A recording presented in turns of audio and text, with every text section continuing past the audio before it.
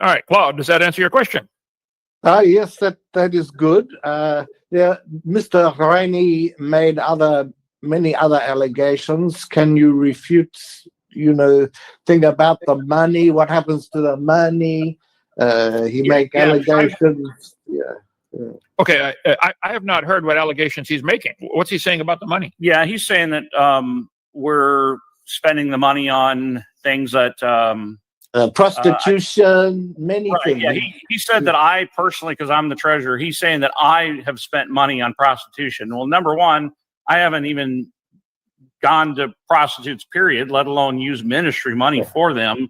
That's just such a strange thing to be saying. I've just been reconciled with my wife and things of that nature because she was living up in Indiana while I was living down here, and we were having a little bit of marital issues, but we've worked things out. She's back with me. We're happy and all that sort of thing. That's absurd that he's saying that I'm spending ministry money on prostitutes. So why would he? First of all, how would he know? And why would he say that? It's just this is to take a focus off of him. Yeah. And then as far as the regular ministry money and stuff like that that's going on, we've got regular good records. We pay our bills. We are constantly doing projects and stuff around here. Nothing shady's going on with money. I don't know what else to really say. Well, if a person who left here is upset about how the money is spent, is that code word for give it to me instead? Yeah. The other thing that's kind of funny is at first, he's like, I don't want to leave. I don't want to leave. Don't kick me out. Don't kick me out. Find a way for me to be able to stay. And then we're like, no, you've worn out your welcome. Okay, you guys are horrible. What kind of weight does that kind of a person have? Everybody that's mad that they leave here is mad because they don't get a stay. They're mad because we have asked them to leave and they really want to stay, but because we've asked them to leave, now they're mad at us and now we're horrible people.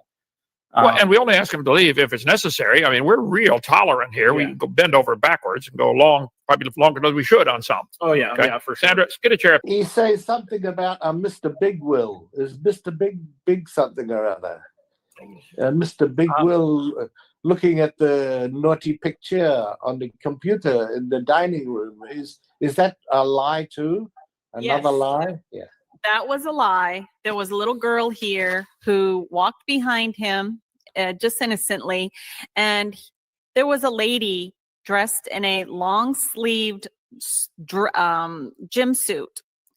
And she went to her mom and dad and said, Big Will just was looking at a girl on his phone.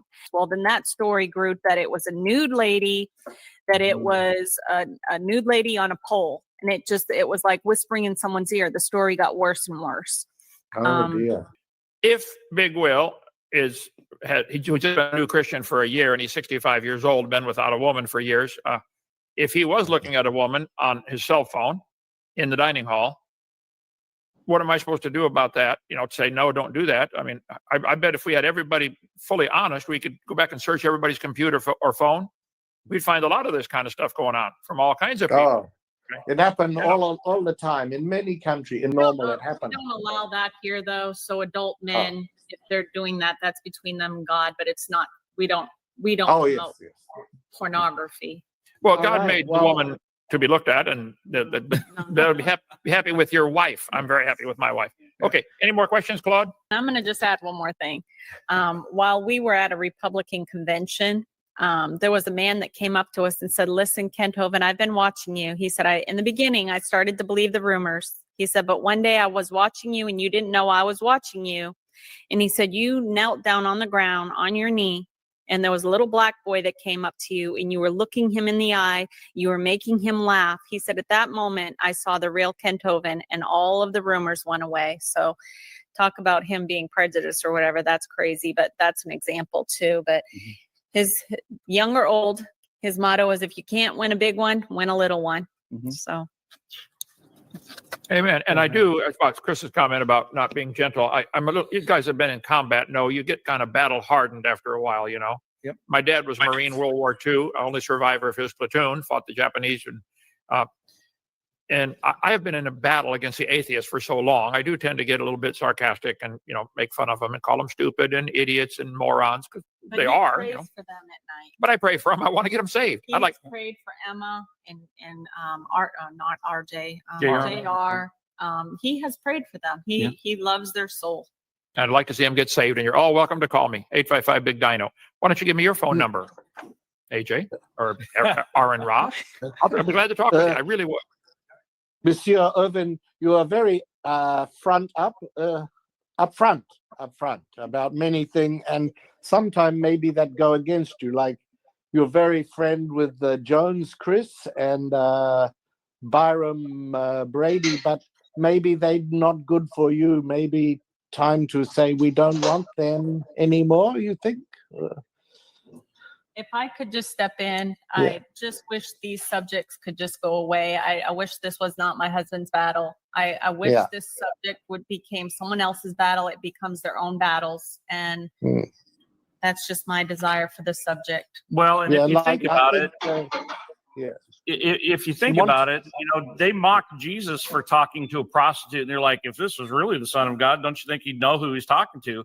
And it was, the lost are who needs Jesus, we're going to get some people that have a bad record, and we're going to get some people that have had some sin in their life. I'm a sinner. Aren't you?